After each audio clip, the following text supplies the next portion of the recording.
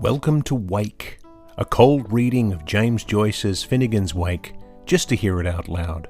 Join Toby Malone and TJ Young, along with some special friends, as we puzzle our way through what we once thought was an unreadable book to produce a surprisingly listenable podcast. It is Thursday, June 20th, 2024. It has been 34 days since we have started reading, with 90 pages complete of 628, meaning we have 538 pages left to go and are 14.33% of the way through Finnegan's Wake. Welcome to episode 8 of Wake, the podcast which tips us ever so slightly into madness with every passing page, but which uncovers far more than we expected to find as we fulfill a long-held bucket list item, reading James Joyce's Finnegan's Wake out loud just once. I am your host, Toby Malone, joined as ever by the only man I can think of in this whole world with the fortitude to join me in this journey, TJ Young. How are you? I'm doing okay. I'm a little distracted because my cat has decided to eat my cactus and eat the flowers off of it. So now he's eating the flowers and batting them around. I'm trying to shoo him away at the same time. I'm still under the heat dome. It's still very hot, but we're here. We're doing great, and I'm excited to do this. Excellent. Well, I'm very glad that you're here. The heat dome is present here in Canada as well, but air conditioning makes life bearable, I guess. This is the only room in the house that doesn't have AC in it, and I turned off the box fan for this recording, so no, I'm suffering in more ways than one. Your sacrifice is noted. And this week we're thrilled to welcome another esteemed guest to the fray, writer, educator, podcaster, the only man I know who takes in-season baseball as unreasonably seriously as I do. Jordan Morille. Welcome, Jordan. It's kind of good to be here. Kind of good. Yeah. Thanks for having me. Excited to hang out with y'all and go through this wild text. Oh, we're excited to have you. And then and an added bonus today is that little Jordan is here. Jordan's daughter has joined us on the pod, sitting very quietly and very good right now. But who knows? We may get some interjections, and Joyce would approve, I think, with the interjections, and maybe we'll get some additional sense out of things. Good.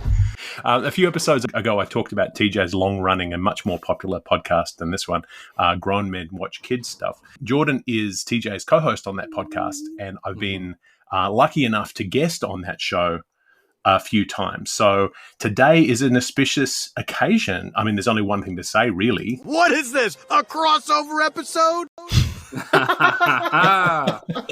We have ourselves a crossover episode. Like yes. So I'm looking forward to guesting on GMWKS again in a couple of weeks, where I'll probably play that same clip and promote this nonsense. But we're very happy to have you all here.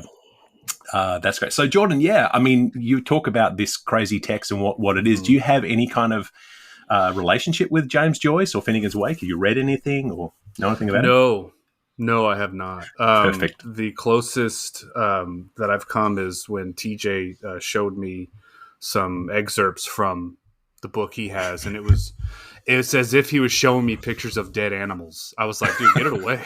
I don't even know, what this is. So yeah,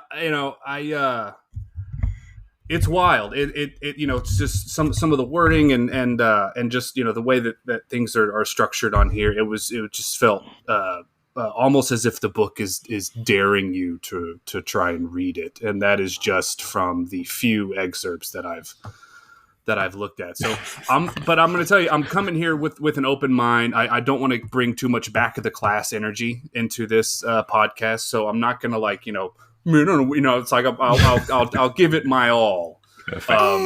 But yeah, so long. I love the back of the class energy sort of thing, because I think there is room in this for back of the class energy.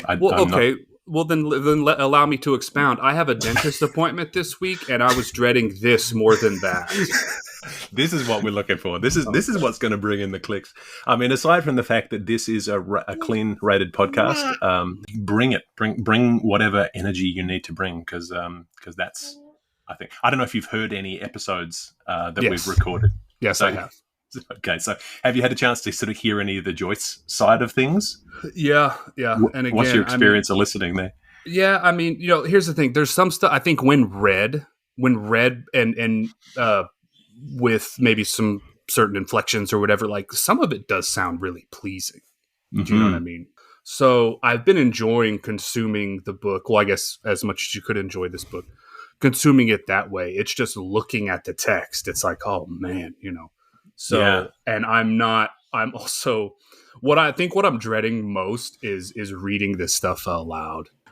Well, I will let you know that if I am the speed bump word king right now, I'll hit a word and I'm like, my brain knows what these 4 words together are in this portmanteau, but how they sound together, I don't know. Yeah.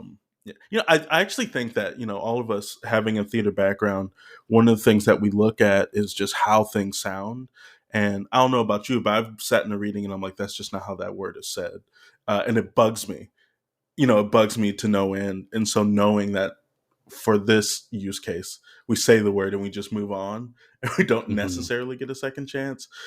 It's still it's the one thing, Toby, that I'm just like, it's like a mosquito that I just want to hit. You're like, just give me another go. But yeah, well, that'll be this on the second read. When we finish this first read next year, then we'll just go back and start again. I have never heard you tell a funnier joke. No, we'll go on to Ulysses then. So. That's easier, though. That is easier. I'm actually quite looking forward to rereading Ulysses, having read Finnegan's Wake now. Because when I read Ulysses, it felt hard. And then having looked at this one, I go, oh, this feels very manageable now. This has sped up my reading. I will say that I was reading applications for a process that I'm helping with. And when I tell you those scripts, I was like, yep, next. Know what this is. Thank you so much. So if anything, this is a practice in like increasing your reading speed and comprehension. Right. Yeah. Yeah. Well, there's a lot of that in there. And so we've spent a lot of time over the last few weeks hearing all sorts of slanders against our good friend Humphrey Chimpton Earwicker, or HCE. So this week we finish out what we started with the trial of Festy King. So it seems like a lot of the guys who are around in HCE's orbit, like Pullbeg and Festy and all the rest, are a fairly shameless bunch of dirtbags. It feels like we're getting a real sense of the underbelly of Dublin. What do you think that makes people be okay with that kind of shamelessness? Ooh. I don't know. I just look at that and go, but do you see yourself? This kind of behavior? I mean, I'm thinking about just the potential stark rebellion against religious rule and political rule, and this idea of like, it's the original YOLO, like you only live once. What are you going to do? The worst thing that's going to happen is that I die, which I'm going to do anyway, right? There is a sort of, I guess, freedom to that, but also it also speaks to a deep societal bending to masculine will, right? Like the men just get to do whatever they want to do, which is what I took away from Mad Men. Whenever I watched it, I was like, these dudes just get to do whatever they want to do. So even from the time that it was written, maybe it was a perspective of like, yeah, the men just go off and they drink, they sleep with whoever, and it's just like a thing that is understood that they do. Mm-hmm. Yeah, and it also feels, in today's political climate, it's very easy to associate a lot of this creation of fact from fiction, and if whoever says it loudest enough is true, it feels like there's a lot of that energy in here where HCE it isn't allowed to defend himself. But they put all this stuff together, and we're forced to accept the ravings of awful people. Yeah, I mean, it reminds me of like what Playboy of the Western World, how they all freaked out. They're like, how dare you say this about Irish people? And they're like, it's actually just turning an eye or a mirror to what was already happening. Yeah, and maybe this would have had a larger impact if it were a little more penetrable for the general reader. It's interesting, though, because like you say, Jordan, like looking at the text, it looks like it's impossible, and then hearing the text gives you a little bit more of an insight. But generally, all of these words have so much meaning going down so far that you would have to spend a lifetime analyzing every word just to get all of the different kinds of meaning. Yeah. Can I ask, I'm not that well versed in the works of Joyce, Mhm. but like, what was his deal? Like, did he? No, I'm trying to like. Is it like was this intentional? Because I guess the craziest thing that I've read, I guess like the first like crazy reading experience I had was Stephen King's It. And, and he was under the influence of many substances writing that book. And it gets crazy. It never gets hard, challenging to read. Nothing nearly as challenging as this here. But there is like a giant space turtle that comes down and fights a spider clown. You know what I mean? So it gets pretty wild. So I remember that being my first thing. And then obviously, as I got a little bit older, I remember discovering Cormac McCarthy for the first time. That dude don't use quotation. Well, didn't before he passed on, but didn't use quotation marks for dialogue. And I remember that being kind of challenging. But then once you figure that out, you're like, okay, like did Joyce have an angle in writing in this way, or was he just pulling one over on everybody? I think he was beyond everyone. I think that was the big challenge he had. By the time he finished Ulysses, which was 1923, and that was a big hit, and he'd had a couple of other big hits, Portrait of the Artist's Young Man and Dubliners, and they got progressively more complex. And by the time he got to the end of Ulysses and started working on The Wake, he started to confess to people that he had no more use for the English language, that the English language wasn't enough for him, and he needed to go beyond it and discover more. And so a lot of the coinage is also the way that the English language has evolved, and all language evolves where new words are coined all the time. But what he's doing is he's turbocharging the coinages. So he was really trying something different and really trying to, and he was also blind by the end of this. It took him 16 years to write this book. And by the end, he was just about blind. He was writing it in crayon because his eyes couldn't see the thin point of a pen, and he was doing it he wrote a lot of it on the inside of a suitcase lid. So he was going through a lot of stuff, and he was dealing with mental health issues within his family and deaths in the family. So it was like a real traumatic period, and so I think a lot of that was poured into it. So I don't know if you would classify this as a prank so much as a hugely ambitious thing that maybe we're not caught up to yet to be able to fully interpret. And that's partly why we're doing this, to go, well, is there something here? Because we've talked to other guests who are really into this, who have gone, oh no, there's something here, but you really have to dig for it. And in our current society, we don't have the patience to do that. Right. Say to people, summarize it as a TikTok, then no, then I don't want to know about it. Yeah, no, that makes sense. It will make sense in that it doesn't make sense, but it's helping to contextualize. This stuff. And it's kind of like Dada, then, right? Like Dada. Oh, it's absolutely Dada. Yeah. And Joyce spent some time with Tristan Tzara in Zurich in 1916. Cool. So, which is dramatized in Tom Stoppard's Travesties, where Joyce appears. Maybe we should do we should look into. I should pull that out and see what. I mean, obviously that's pre-Wake, but so Dada is very much, and the Futurists also. So a lot of that kind of stuff. But one of the things I'll encourage you to do as you read is to not look for meaning necessarily, but just to allow I won't. I promise you that. Meaning is what trips TJ up all the time. Because I'm like, I know this means. I was like, I start to catch on to the story, and my brain is like, yeah. But this is how I read books. The second that I think I know what's happening, I sit and I ponder, and I'm like, what are all the ways that this could possibly subvert? And but so TJ is like a man driving down the highway in his truck at 70 miles an hour and sees an accident on the other side, and then keeps looking in the rear view at the back of the accident to see what that was. And I'm like, oh, what was that? What happened? He's still looking at the accident. He doesn't see that the traffic has stopped in front of him. Very true. Smacks into that. And then, so you can tell when you're still puzzling out a word from 2 sentences ago. Yeah. Oh, yeah. No, I've been in the passenger seat in his car. He's very much the kind of driver. Don't do this. I mean, well, this does speak to just how I read books. I will sit there, I'll read a beautiful passage, I'm like, I'm going to go back 2 paragraphs and read that again. That's just the way I do it. Run it back. Pretty much. Yeah, so today we've got a fairly nondescript segment here at the end of 1-4. It's the end of the Festi King trial, and it ends with a stanza of poetry, which might be sung or recited or anything. Well, I think, TJ, you've got the final stanza, so we'll see what you do with that poetry that's back there. And this chapter has been a little less dense than the prior one, particularly with news of all the goings-on around the Festi King trial and the various assaults. One thing that I think is really interesting when we're looking at this, and the reason I want to bring this up with you here, Jordan, and 3 theatre people in the room, is that I was doing a little bit of reading around what this chapter is doing, and there's some YouTube playlists out there that describe all the different allusions to the music that's in this chapter, and some of them they're difficult to pass. But there's a YouTube playlist that I'm going to list on our show notes, which lists 71 different songs that are referenced on this.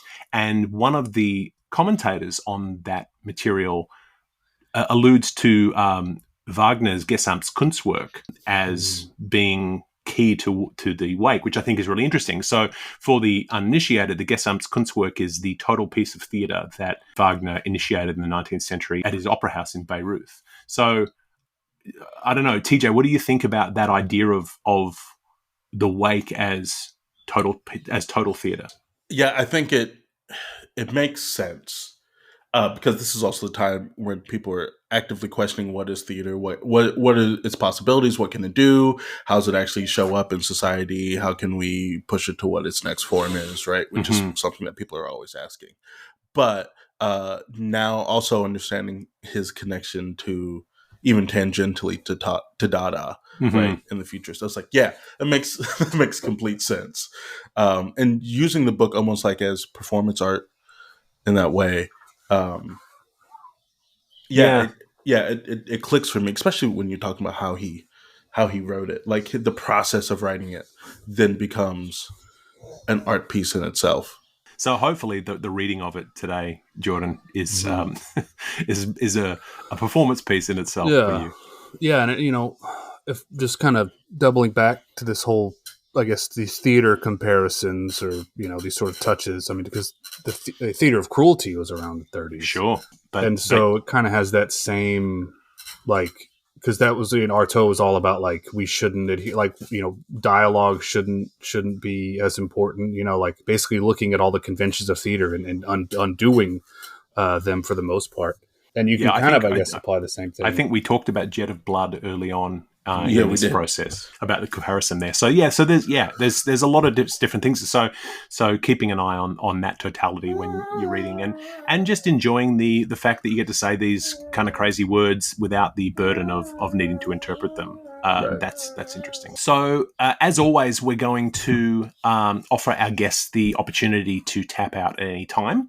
So we're going to take turns reading. So Jordan, if you need to tap out because Joyce has done your head in, or if baby Jordan needs some attention, just give us the timeout signal. We will tap you out, and TJ or I will jump in for you. For today, what we're reading the second half of chapter 1-4, which runs from page 90 to page 103 in this section. This is the Humphreyad 3. The study continues describing yet more outrages, and we will discuss the segment headings at the end of the reading. So, without further ado, Finnegan's Wake. Meared reach and oin cuish, but a new complexion was put upon the matter when, to the perplexedly uncondemnatory bench, whereon Punic judgeship strove with penal law, the senior king of all, Pegar Festi, as soon as the outer layer of stuckamuck had been removed at the request of a few live jurors, declared in a loud burst of poesy, though his Brythonic interpreter on his oath, Joyce, see what? Oh, okay. As Farah Bohira Marie Hirosmas, whereas take notice be the relics of the bones of the story, Bocal, that was 8B Cleopatrick, the sow, princess of parked porkers, afore God and all their honours and king's commons, that when he would swear to the tyranny of Dundle again, or any other tyranny, Yif live Thurkels flogged him about sure that was no steel, and that nevertheless what was deposited from the eye-bold, ear-big, nose-naving, gut-throat. He did not fire a stone either before or after he was borne down and up to that time. And incidentalizing, that they might talk about McCarthy, or they might walk to Ballstar or they might join the neighbor party and come on to Potter feud. The sock Dolliger had the neck to endorse, with a head bowed on him over his outturned nor'easter, by protesting to his lip readers with a just been cleaned barefacedness. A beam of moonlight's hope in the same Trelawney, what he would impart. Please bench to the lewd Joseph and the gentlemen in juries, and the four of masterers who had been all those yarns yearning for that good one about why he left Dublin. That Amrita Beaker coddling doom, as an Irishman, was as good as any cantonadal.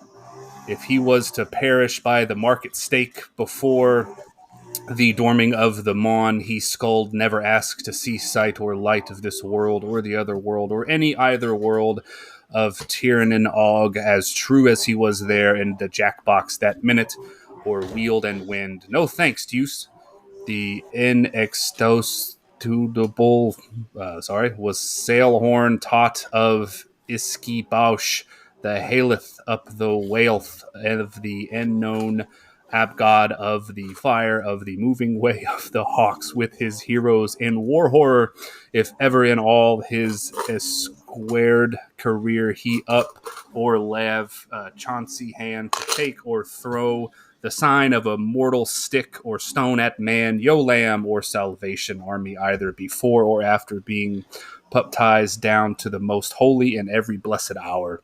Here upon the half-kneel castle knockers attempting Kith Guishly to lilt his holy mess, the pause, and make the sign of the Roman Godhelic fakes, Zershai Zertz. In his excitement, the Lado had broken extro Castilian, into which the whole audience perseguired and pursued him a la Padrida. Outbroke much yellactors from owners in the heel, ha!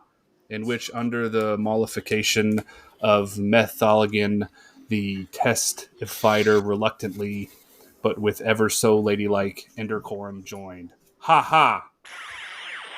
The hilaria hoot of peggers wind up come josted as neatly with the tritone of the wet pinters as were they isca et illy, equals of opposites, evolved by the one same power of nature or of spirit, iste, as the sole condition and means of the him under her manifestation, and polarized for reunion by the symphysis of his antipathis. Distinctly different were the duas destinies. Whereas the maidens of the bar, a perilous Trentine, a lunaray's score, when the Enethress murmured, shoned and posed, fluttered and flattered around the willing pressed, nominating him for the Sweeney Prize, complimenting him and captivating youth, and on his having all his senses about him, stinked thyasis through his curls. O fiend! O Dior! And bringing busses to his cheeks, their masculine Ayrshire rose, his knees clear, and legendo round his nice new neck for him, and pizzicalinalling his woolly wags, with their dindy dandy sugar, de candy, McCree, me post-teen floans couriered to believe them of all his untiring young dames, and send treats in their times. Wyman, but it was not unobserved of these presents, their worships, how of one among all her deputized to defame him by the Lunar Sisters Celibacy Club, a love-looking leap girl, all a lonely Gentia Gemma of the make-giddy culling reeks, he, wan and pale, in his unmixed admiration, seen blindly, mutely, tastelessly, tactlessly, and amorate with her upon him, in shining a minglement. a shame, and his hissue shifted into the shimmering of hers, youth's beauties, he's her chap, and she'll tell Mimas when she gaze whom, till the wild wish of her shisha melted most musically mid the dark deep of his shay charm. And whereas distracted, for was not just this an effect which was just ceased that the effect of that which it had caused to occur? The four judicers laid their wigs together, Untus, Muncius, Puntius, and Pilex, but could do no worse than promulgate their standing verdict of Nolens Brahmins where one after king, having murdered all the English he knew, picked out of his pockets, and left the tribunal scot-free, trailing his Tommy Lami's tunic in a hurry, there and under proudly showing off the blink patch to his Britgits to prove himself. Ain't please use a rail genteel to the Switz bodyguards, cruel but court-like. Commodore Valley O'Harry, on 3 Jenny Rosie, a firewater louver returned with such a vine-smelling 40-tutor ages raw down hams, tan your hide, as you would the latent stomach even of a two-mass equinus. We were prepared for the chap's clap cap, the accent, but took us as by surprise, and now we're guessing we're guessing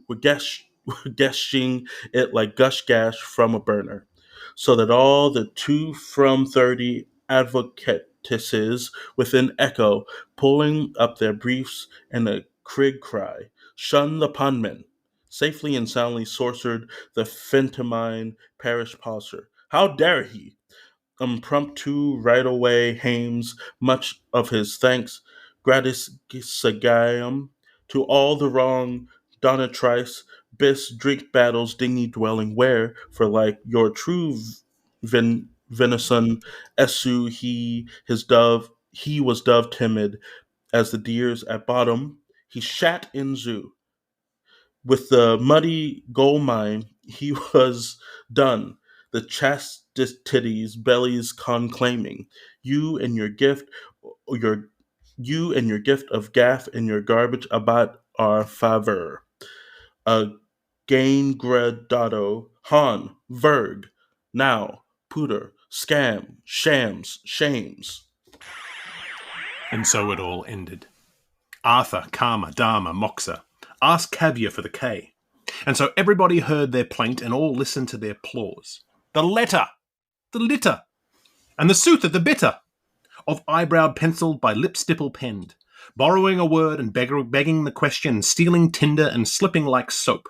From dark racer lane, a sigh and a weep. From Lesbia Louche, the beam in her eye. From lone Coogan Barry, his arrow of song. From Sean Kelly's anagram, a blush at the name. From I am the Sullivan, that trumpeting tramp. From suffering Dufferin, the sit of her style. From Kathleen May Vernon, her Meb fair efforts. From Phil the Pot Curran, his Scotch love Macretha. From him op to Phil Aldolphus, the weary O, the leery O. From Samuel Lever, or Damuel Lover, that jolly old Molly bit, or that board saunter by. From Tim Finnegan's weak tribes, loss of strength to his so will. From the wedding on the green, our girlies, the Gretness of Joy Boys, from Pat Mullen, Tom Mallon, Dan Meldon, Don Malden, a slick stick picnic made in moat by Muldoons. The solid man saved by his sillied woman, cracker-jolking away like a hearse on fire. The elm that whimpers at the top told the stone that moans when stricken. Wind broke it, wave bore it, reed wot of it, Sykes ran with it, hand tore it, and wild went war. Hen treeved it and plight pledged peace. It was folded with cunning, sealed with crime, uptied by a harlot, undone by a child. It was life, but was it fair? It was free, but was it art? The old hunks on the hill read it to perlection. It made ma merry and Sissy so shy, and rubbed some shine off Shem and put some shame into Sean. Yet Una and Eta spill famine with drought, and Agrippa, the pro-pastard, spells tribulations in his threne. Ah, fruct, Trimidonades, Ina Milo Melamon, Frey is Frau, and Swee is two when Swoo is free, Anna Mala, woe is we. A pair of sycophantes with amygdaline eyes, one old obster lumpky pumpkin, and three medlars on their slies. And that was how, Fram Sin from sun, a city arose, fin fin, fun fun, a sitting arrows. Now tell me then. What was it? Ah! Oh! So there you are now. There they were, when all was over again, the four with them, setting around upon their judges' chambers and the muniment room of their Marshalsea, under the suspices of Lally, around their old traditional tables of the law, like Sornany Solons, to talk it over, were all the same again. Well and truly dry, suffering law the dring, courting to King's Evelyns. So help her goat and kiss the boke, festives and hyajinks and Gentiam and her B.T. Rossi, Betty Doty, and not to forget now, Aduna O'Darnell. The four of them, and thank court now there were no more of them, so pass the push for port's sake, be it soon. Ah-ho! And do you remember Singabob, the bad father, the same, the great, how do you call him, and his old nickname, Dirty Daddy Pantaloons?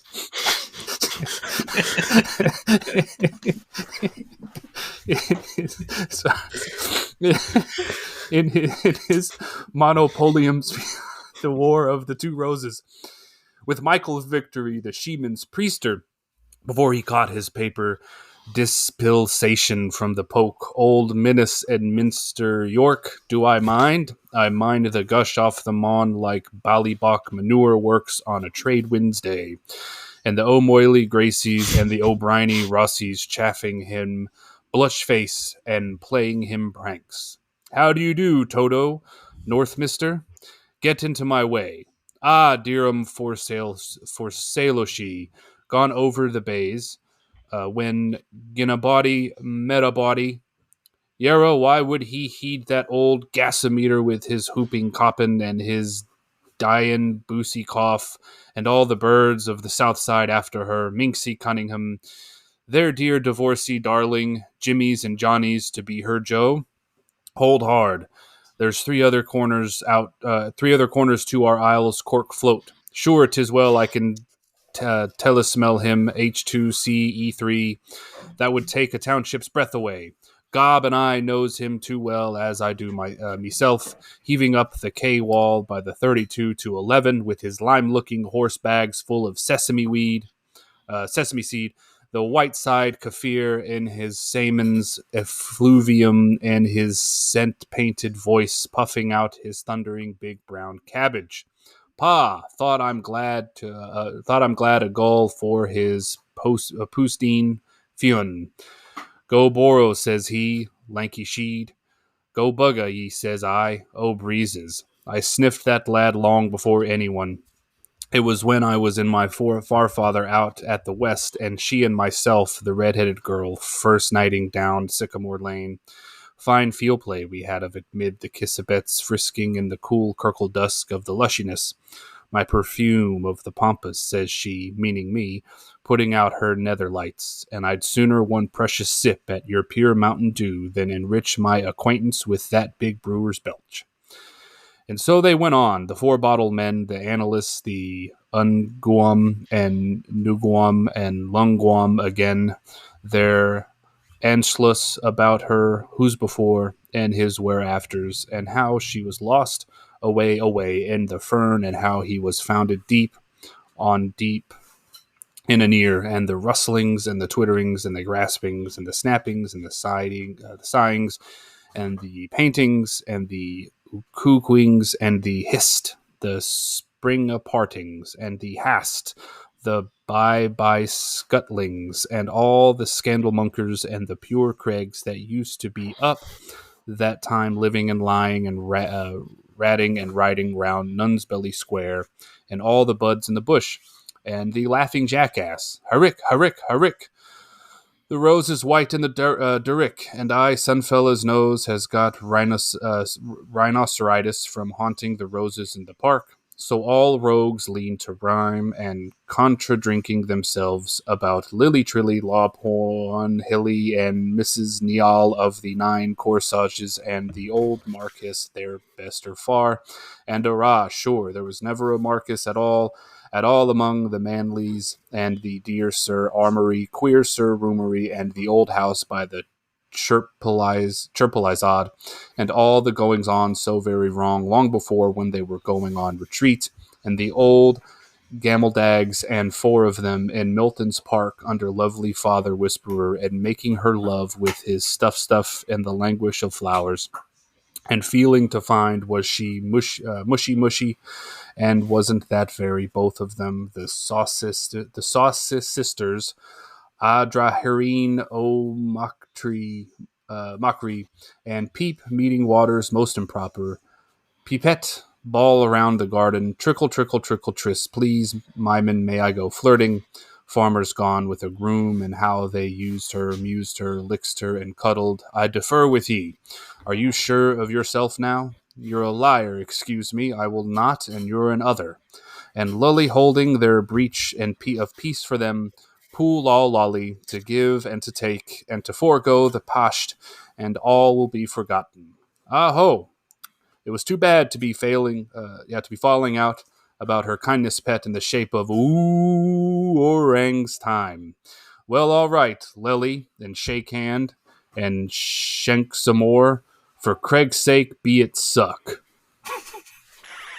Well, even should not the framing up of such figments in the evidential order bring the true truth to light as fortuitously as a dim seer's setting of a star chart might, heaven helping it, uncover the nakedness of an unknown body in the fields of blue, or as forehearingly as the sib speeches of all mankind have foiled, earth seized them from the root of some funner's staughter, all the soundest sense to be found immense our special mentalist now holds, securus ictite orbis terrenum, that by such playing possum our hagius curious ancestor bestly saved his brush with his posterity, you, charming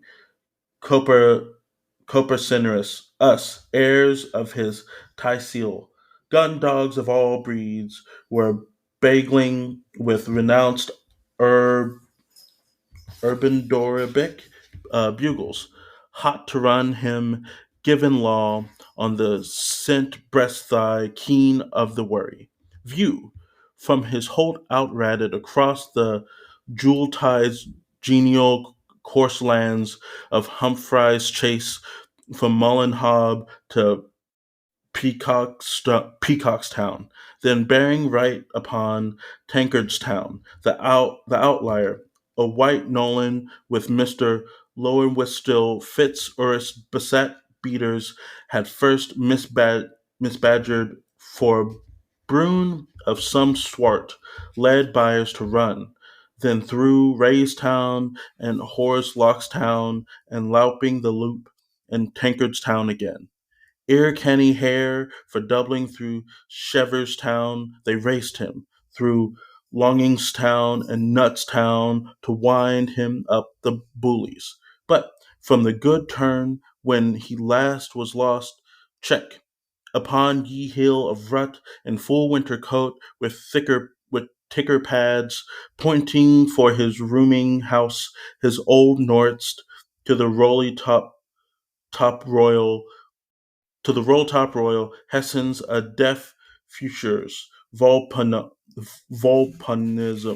hid him close to covet, miraculously raven-fed and buoyed up in rumor, ridicule, onosum, and abumsum. Upon may all brew ham have his mead, the cream-clotted sherriness of cinnamon syllabub, Meckle raved, nickel saved, hence hounds hide home. preservative preservance in the re-education of his intestines was the rebuttal by Wilk he sought of get the big bulge of the whole bunch of spack soakers dieting against glues and gravies in the sometime pre-street pro-town. Vainly violence, virulence, and vituperation sought well nigh utterly to attack and abridge, to derail and depontify, to enrate and enroad, to ogode, to unhume the great shipping mogul and underlined overlord. But the spoil of hesitance, the spell of hesitancy, his a take is it ash, tittery, tor, tattery tail, has a tense, humpet on a dimply, hey, hey, hey, hey, a wincy wecky. Assemblymen murmured, Reynard is slow. One feared for his days. Did there yawn? 'Twas his stomach. Eruct, deliver. A gush from his visuals. Pung, deliver him, Orlode. He had laid violent hands on himself. It was brought in Fugger's newsletter, lain down, all in fagged out, with equally melancholy death. For the tridium of Saturnalia, his goat servant had paraded his willing sons in the forum, while the Jenny infanted the last to be greeted raucously, the yard stated, with hooks and fuse, and measured with missiles too, from 100 of manhood, and a whimmering of weebs. Big went the bang, then wild wide was quiet. A report. Silence. Last farmer put it under ether. The nose or the lull had driven him blem, stun blem. Sparks flew. He had fled again. Open Shunshema. This country of exiled, sloughed off sidled home via the subterranean shored with bedboards, stowed away and anchored in a Dutch bottom tunk the Asa Hod SS Finlandia, and was even now occupying under an Islamic Newhame in his 7th generation, a physical body Cornelius McGrath's, bad old character, Commonoring Canbung, in Asia Minor, where as Turk of the theatre, first house all flatty, the king, 11 sharps, he had bepiastered the boot dancers from the opulence of his omnibox, while as Arab at the street cour he bepestered the bumbashores for the alms of a para's pence. Wires humped. Peacefully general astonishment, assisted by regretitude, had put a term till his existence. He saw the family Sagath, resigned, put off his remainders, was recalled and scrap-heaped by the maker. Chirpings crossed, an infamous private ailment, vulgo varia venereal, had claimed end-right, closed his vicious circle, snap, jams jarred. He had walked towards the middle of an ornamental lily pond when inebriated up to the point when braced shirts meet knickerbockers, at wangfish daring their buoyant waters, when Rodman's first aiding hands had rescued from a very possibly severable feet of demi-fresh water. Mush spread. On Umbrella Street, where he did drinks from a pumps, a kind workman, Mr. Whitlock, gave him a piece of wood. What words of power were made fast between them? Eke-names and orknomes, economia, icknumia. That did Hansard tell us, would gar Gans Dub's ears wag in every pub of all the sitter. Batty believes a baton, while Hogan hears a hod, yet here prefers a punsel shapner, and cup and bull go cup and ball. And the Cassidy, Craddock, Rome, and ream around air a weege ne'er a wage, is still immer and immore a wagering over it, a cradle with a care in it, or a casket with a kick behind. Totties, testies, quoties, questies. The war is in words, and the wood is in the world. Maply me, willowy we, hickory he, and you yourselves. How for him chirrupeth ever reach bird. From gold dawn glory to glow-worm gleam, we were low quacks, did we not tacit turn? Elsewhere, here, no concern of the Guinnesses, but only of the ruining of the rain has heard. Estout, poor Porterall, cracklings cricked, a human pest, cycling, pissed, and recycling, past, about the sledgy streets. Here he was, pussed again. Morse nuisance noised. He was loose at large and, oh baby, might be anywhere when a disguised ex-nun of huge stand build and masculine manners in her fairly fat 40s, Carpulenta Guy Gaster, attract attention to by arbitrary conduct with a homnibus. Ariel's busted Ariel's buzz to coastal listeners of an Ortax Brawl collector's budget, fully big, sporran, tie, tough, tapered, and bloody anti-chill cloak. Its tailors, Baron Fathers, tab reading VPH, found nigh Skull Brothers whole, and divers shivered to think what kind of beast, wolves, cropuses, or fourpenny friars had devoured him. CW cast wide. Vistings lick, droneth zvertgleam, Vactor locked. On his pink sir's postern, the boys had at it at Wit Weekend, had been nailed an inked-up name entitled, inscribed in the national cursives, accelerated, regressive, filiform, turreted, and enveloped in pigotry. Move up, Mumpty, Mike room for a rumpty, by order, Nicokellis plug. And this go, no Pentecostal jest about it, how gregarious his race soever, or skilful, learned, wise, cunning, knowledgeable, clear, profound, his saying fortitudo fraught, or prudentia proven, were he chief, count, general, field marshal, prince, or king, or Miles the Slasher in his person, with Molia Mordha mansion in the Breffnian Empire, and a place of inauguration on the hill of Tullymongan, there had been a real murder of the Rahilach Royal Raxacraxian variety. The McMahon chaps, it was that had done him in. On the Fid de Verde, the rampart combatants had left him lying with his dexter hand coup resurrected in a pureed, poor me, bloody proper.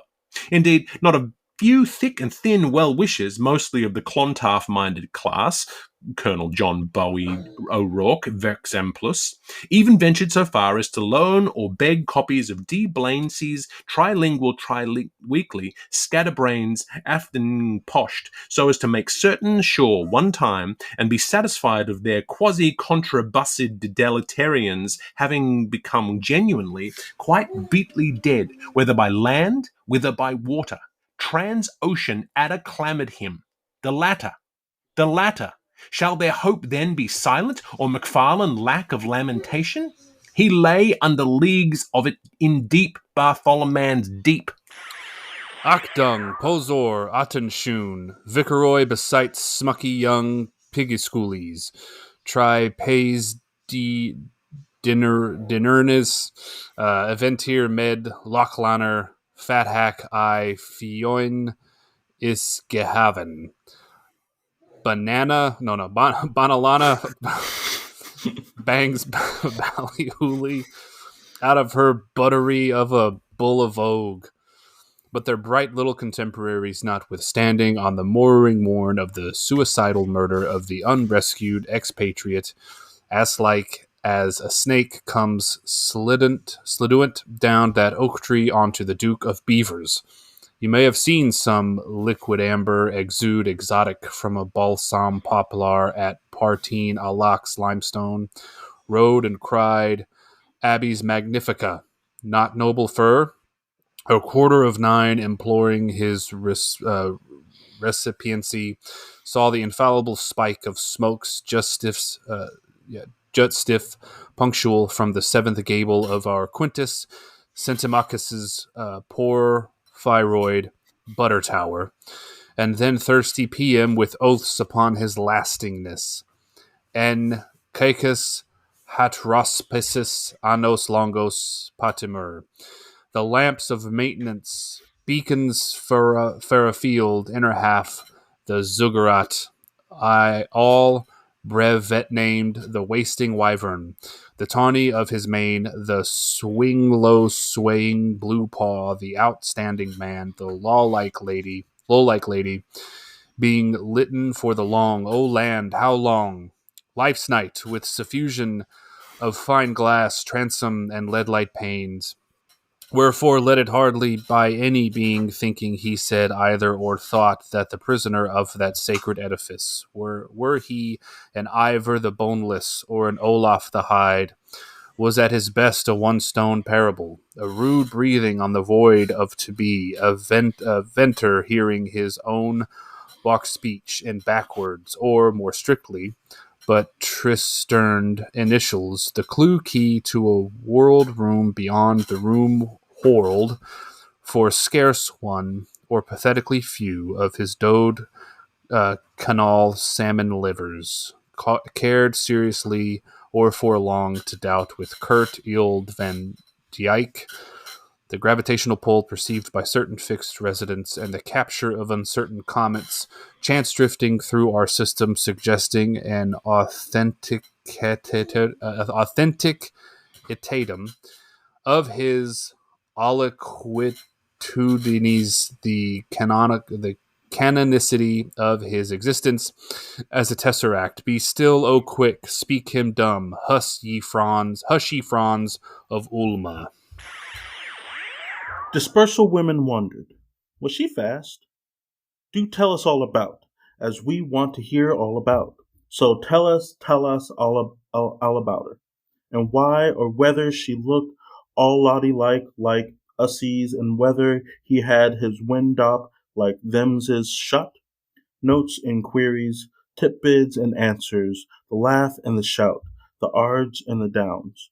Now listing to one and neither, and list them down, and smoothen out your leaves of rose. The war is o'er. Win-wim, was in unity more, or Estelle Swifty, or Vanera Fay, or Quantra Quandum, Thomas Mark for your uncle.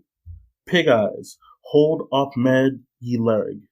Who, but who, for second time of asking, was them the scourge of the parts about folk rich Luca Lizard? It was wont to be asked, as is in ages behind of the Homos Sepite Erectus, that price Peabody's money, or, to put it bluntly, wherence is the Harrington's white cravat, as an epoch's more Canozoic, who struck Buckley through nowadays, as then times every school filly of 70 moons or more, who know her etymologies, and every Colin ball of roof, and every red flamel waving, war wife and widow piece upon Dublin wall, for ever knows, as yayas to yayas, how it was Buckley's self. We need no blotting paper to tell it neither, who struck and the Russian generals, da, instead of Buckley, who was cattily struck by him when be herselves. What full-priced pull a poison in the spy of 3 castles, of which Hatefield Smiley cellar? And that such a vitriol of venom, the Queen's head affrancescent, a quite stinking plaster, zeal could cover, pre-postered or post-paid. The lounge lizards of the pump room had their 9 days' jeer, their pratichette cats at their plastic pails too, and Poland beside.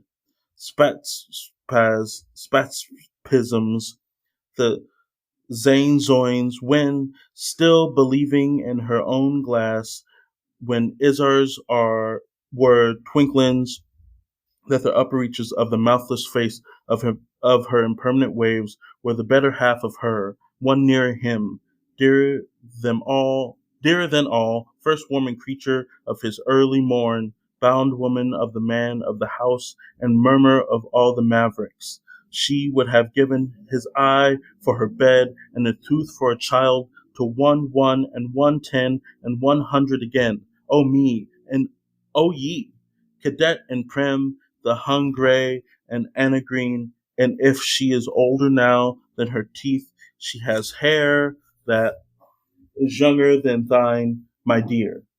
She was shunted after him his fall, and waking him, widow sparring, and gave him keen, and made him able, and held adesiles to each arc of his nose.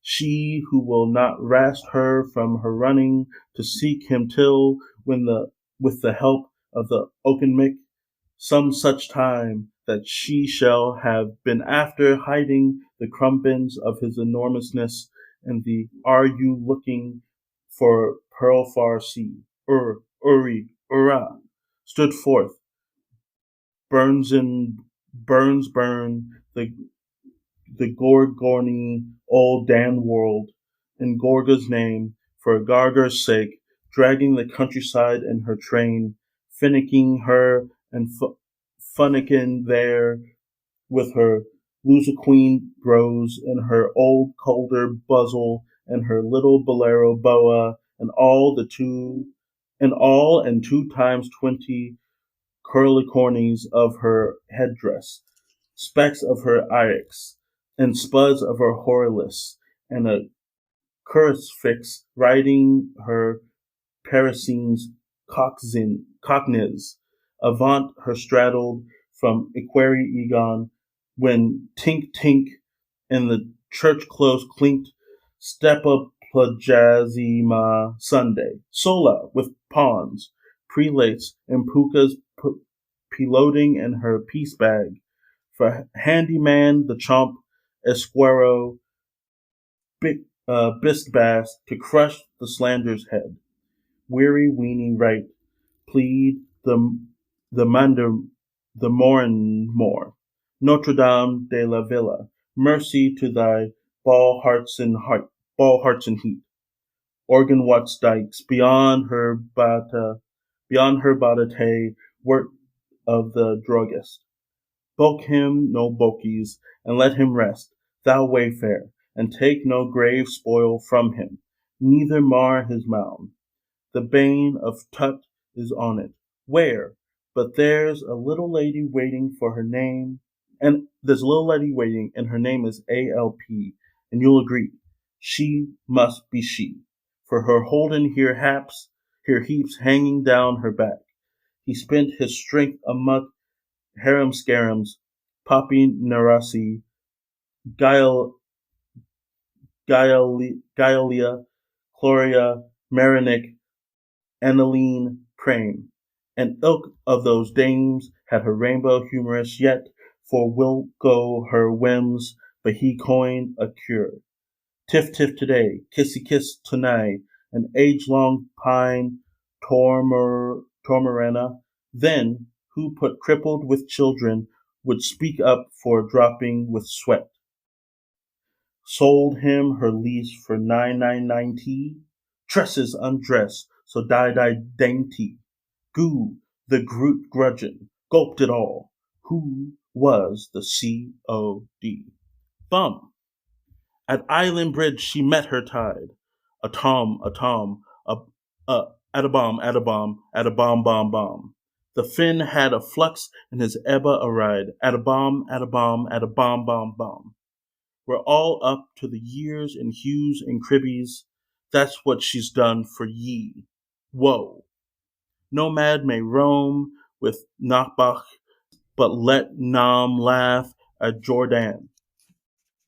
For we have taken our sheet upon her stones, where we have hanged our hearts in her trees, and we list as she bibs us by the waters of Babylon.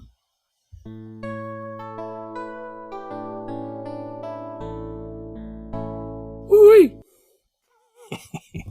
Did that. We did that. That was the end of chapter 1-4 from Finnegan's Wake. Jordan, how are you feeling?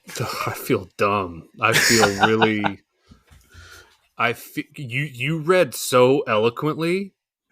Toby's made for this. I'm just going to say, Toby was built for this. I feel like we're in like a small class and Toby's teaching us how to read. I just have a little bit more experience at this thing. I'm just letting it carry me. There were it's a demanding text. There were moments where I'm like, okay, I got this. It's like when you first learn how to ride a bike, you know? And you're like, all right, I'm pedaling, I'm moving, and then you inevitably mess up. You get tripped up on a word, and then it's back to square one. You learn how to ride a bike, and then they're like, do this 30-foot jump. Oh wait, never mind. Just ride the bike like normal. JK, hop on a surfboard with it. Yeah. It's like driving, like learning to drive in a parking lot and then going out on the highway. Mm-hmm. Yeah, it's a whole different thing. But remember, as Joyce tells us, nomad may roam with Nabook, but let no man laugh at Jordan. So we're not laughing at you, Jordan. There's no laughing at you. Joyce is telling us, let no man laugh at Jordan. We very much, it was great. and I really felt like you picked up momentum. Like it felt like you really got some of the rhythm. Yeah, it was giving me. I mean, when my passage started with those two, Meerdreech and Oinkush, I was like, come on, man! Like y'all couldn't have me start like the next sentence, but a new complexion. Like y'all had to give me that. But no, yeah. So the first one was a little rocky. I will say, there are moments in here where I'm like, okay, that's a bar. You know, there are some cool passages in here, but then then we come across a word or some kind of sentence structure that is just foreign to me, and it's a weird text. It is. I know that's a vast understatement, but it's really challenging. And it's interesting just looking it up now. The Meerdreech and Oinkush is Gaelic for whore of Ireland.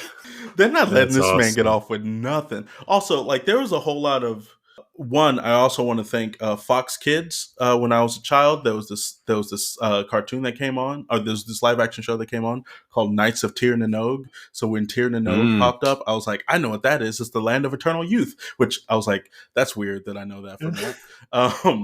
But that whole like, oh yeah, he was fascinated with him under her, but he actually liked her on him, and I was like, okay, I see you. Yeah. We threw you in at the deep end there, Jordan. There was some stuff in there that on the bottom of page 91. There was a sentence that went on for nearly half a page, with no punctuation, and I could hear you just being like, "Is this still going? This is still going. Oh, this is still going." And this is clearly. Well, I say clearly as if I'm some kind of expert, but I'm willing to bet that this is a text that demands like reading and rereading to fully grasp it. But the mood that he kind of presents in some of these, even if I don't quite understand the words, I kind of get like the moment. What is it? Bottom of page 95. Fine field play we had of it mid the kissabets frisking in the cool kirkle dusk of the lushiness. My perfume of the pampas, says she, meaning me, putting out her nether lights, and I'd sooner one precious sip at your pure Mountain Dew than enrich my acquaintance with that big brewer's belch. I understand like 5 words of that entire thing, but it's like they're kind of having a little. They're having a little rendezvous, right? There's like a little. Is that yeah. So like, and like you say, he just drops these things in. He drops these pearls into that we've talked often about how sometimes he'll say something and you think, man, someone's career would be made with that one phrase, and that would be all that they're dying out on. And this guy's just dumping it in at page 95. Yeah, I mean, like the phrase on 94, uptied by a harlot, undone by a child. I'm just like, that is. So so good. It's so good. Yeah. And also, Dirty Daddy Pantaloons. Dirty Daddy Pantaloons was, I think, well, my favorite. I figured that when we put the poem at the end of that chapter to a beat, we can release it under the name of Dirty Daddy Pantaloons. Diamond Dallas Page really missed an opportunity there. With he did. Dirty Daddy Pantaloons. Yeah, we'll find that later. That was what his reference was. But I also felt like if I ever just get mad at Jordan, I'm just gonna be like, "Shut up, you lanky shide!" Like, what does it mean? I don't know, but it sounds like an insult. Yeah. Bits and pieces like it, like on page 94 towards the top. It was life, but was it fair? It was free, but was it art? Feels like so it good. That needs to be a mural on the side of a building somewhere. I hadn't popcorn read like this in a minute. And this was taking me back to like when we would popcorn read like Shakespeare or just like the Great Gatsby, which are all by comparison pretty digestible reads, but at that time, at that age, you're sitting there like sweating and you're like, okay, my section's coming up here. You're kind of trying to like go over your section so you don't say any words wrong. And this book is like, good luck, dude. Like, you're gonna trip up. And then like I would notice looking over at my section, or even like looking down at the baby or whatever, and then I look back and it's like, where, hearing TJ, Toby, where are they? Like, y'all were just right there, and just because it's so dense and so I'm playing this game right now called Kingdom Come Deliverance, and you start out as a peasant who doesn't know how to read, and so a lot of the things that you read, they look a lot like this, Right. and it's just it. And going back to this idea of Wagner and that total work, I do think, because a part of that was like audience interaction, involvement, or whatever. I do think this belongs in that category because I don't think it's meant to be read silently to yourself. no, and kind of this shared experience of the audience being like, what, what, I will what say? Toby, I think I found my tattoo though. And Oh yeah, it was life, but was it fair? It was free, but was it art? That's the tattoo.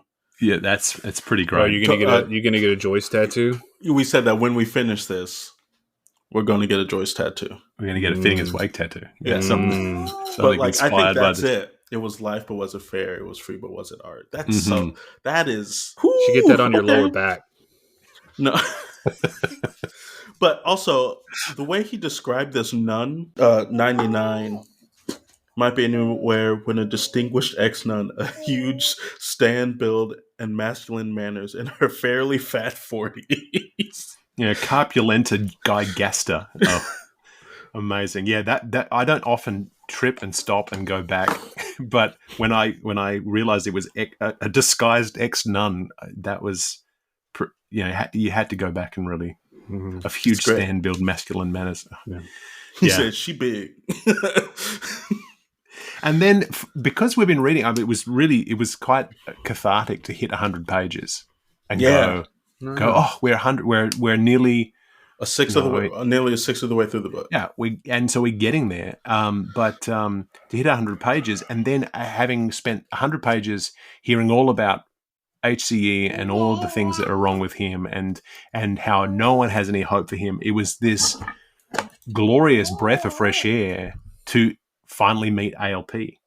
Yeah. And ALP being HCE's wife, and suddenly you go, oh, the one person who's going to defend him is finally here.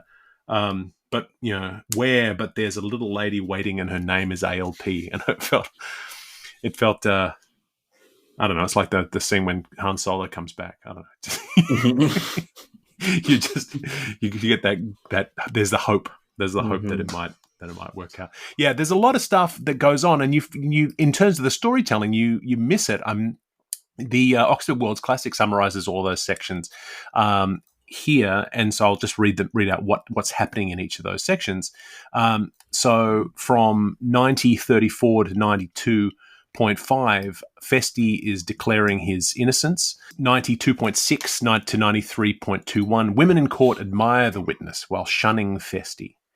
93.22 to 94.22, the trial ends with King let off. The letter is called for. 94.23 to 96.24, the judges drink and reminisce.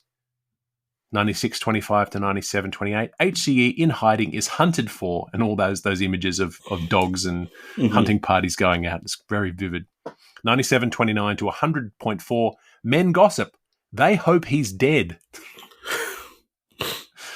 100.5 to 136, but no, smoke rises. He lives.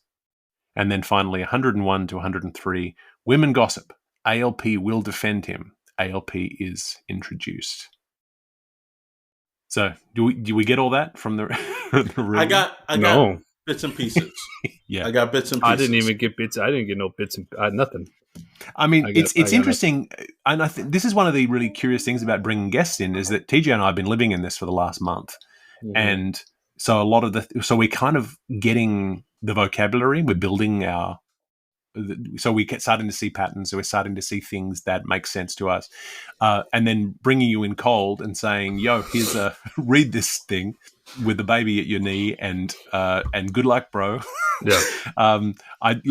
There's no shame in not picking it up, because there's as we said, people spend their whole lives trying to figure all of this sort of stuff out. Yeah.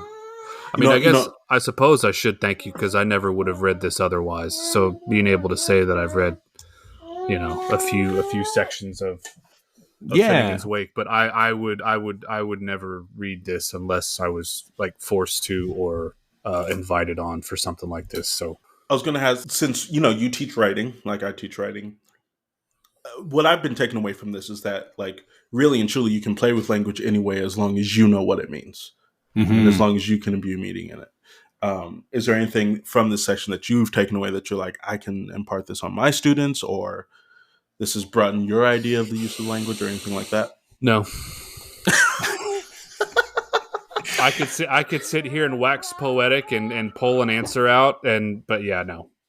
But I guess, like Toby said, we've been sitting with it for a month. So at this point, I'm like, that's okay. We have plenty of people who are going to try to be respectful to this thing. It's no problem whatsoever to say, no, this doesn't work for me. But it is interesting though to sort of to realize that, I mean, because we get so caught up in meaning. And, you know, when a young playwright will write a script, then you'll come and read it. We're reading it for meaning. We're reading it to trying to crack the code behind it. And when something is obtuse, then the instinct is to say, I don't know what's going on here. And then a young playwright will go, okay, I guess I'll fix it. Whereas here he's saying, there's nothing to fix. This is what I want it as. And we've had comments because we've started the free Patreon page, and we've got some listeners who are on there, and it's been quite interesting hearing their perspectives as they're listening to it. We've had some.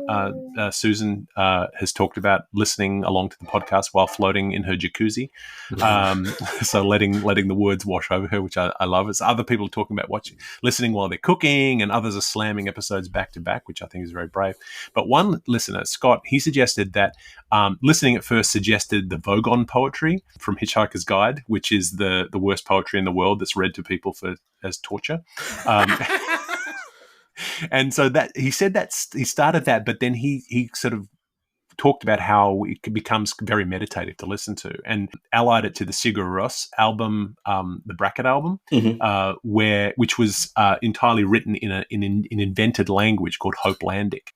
And I think it's quite, and listening to that is very ethereal and interesting. I love that music so much. Yeah. And so that's, but where the language is invented, and it made me think of your play Wash, TJ, when you had created the language, right? Yeah, I looked up. It was an interception of three different things: two West African languages, and an interpretation of contemporary West African Sign Language, right? And it really became about, what do I think would be used, what do I think won't be used. But that play is also all about the misinterpretation of language, right? What is one thing to one person is another thing to another character. So like the idea of water is one thing, but the idea of water is the whole universe to another character. And yeah, I think it really does become about like, what is there in translation, but also what is there in delivery. Like Jordan said, if with certain inflection and time spent with the text, if you're able to put that on that, you can make it mean almost anything, right? But yeah, it was really about just combining things and seeing, what actually do I think still fits? Where is there room for misinterpretation? Where is there room for modulating those languages? Yeah, really interesting to think about how Joyce is playing with the language and really challenging us. Yeah, I saw some German in there. I saw lots of German in there. I was like, oh, my 3.5 years of German are actually paying off.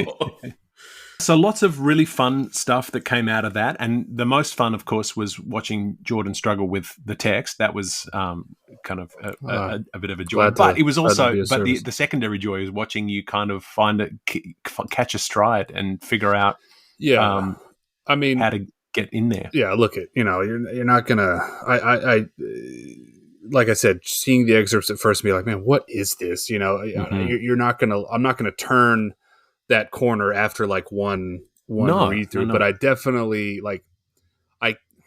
I think with more time spent with it and listening to it, especially listening to you read it, Toby, just because you're just the way you were kind of flying through all that kind of stuff. I think that's how best I could approach this kind of text if someone's right. And then you think about the first time you saw Shakespeare. Yeah. And like if you were given Shakespeare as a 7-year-old, you'd go, I don't, this is nonsense. I remember very clearly being in high school and the older kids in high school being really good at Shakespeare and me looking and going, how do you understand it? It's impossible. Right. And they're like, eventually something will click in your brain. It'll be easy. You'll read it just like anything else. And I remember thinking, that's impossible. And of course, that's what happened is you're exposed to it enough. Suddenly it's easy. I also I don't think know about whenever I see a Shakespeare performance, like the first 3 minutes, I'm like, how are they delivering the text? And you have to you have to decipher like how are they delivering text, and now I can actually be in the performance. And that's the big difference, right? I mean, comparing this to a dramatic work, you can be like, I don't know what that person's saying, but I know they're mad because the way they're saying it. Versus something like this, like I don't, there is, reading it by yourself. I think you said this earlier, Toby. This really isn't meant to be read by yourself, because you lose that, I love it. So that's all the time we have for Wake this week.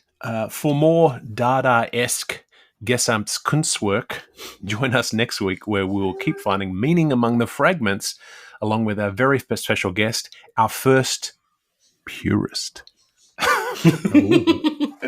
Oh, we're looking forward to it. We're not sure what we have in for us, but yes, our first purist will be joining us next week. But I've been Toby Malone, joined by TJ Young, and I want to thank Jordan Morille for joining us this week. Thank you so much. Of course, thanks for having me. Thanks for having me. Yeah, and everyone listen to GMWKS. I'm going to link to that in the show notes, so you can go listen to these guys talk all about kids' movies. Vastly different from this. A little bit. I like that pause. Listen to these guys talk about the kids' movies, Well worth listening to. I really appreciate you having me. This despite my demeanor, this was a great time. So yeah. Oh, it's always fun to hang out. All right, see you next week, you masochists. This has been Wake, a cold reading of James Joyce's Finnegan's Wake, just to hear it out loud. If you've made it this far, thank you for your dedication. Join us next week for another segment of Finnegan's Wake and a chat about what we've found. Wake is a Moon Street Media podcast, engineered by TJ Young and Toby Malone. Our theme song is The Ballad of Perso Riley, arranged and performed by Meg Logue after James Joyce. Wake is recorded in Canada, where Finnegan's Wake is in the public domain. For community and bonus content, join us at our free Patreon at patreon.com/wakepod. If you have questions about Finnegan's Wake, don't ask us. We're just as confused as you are. See you next week.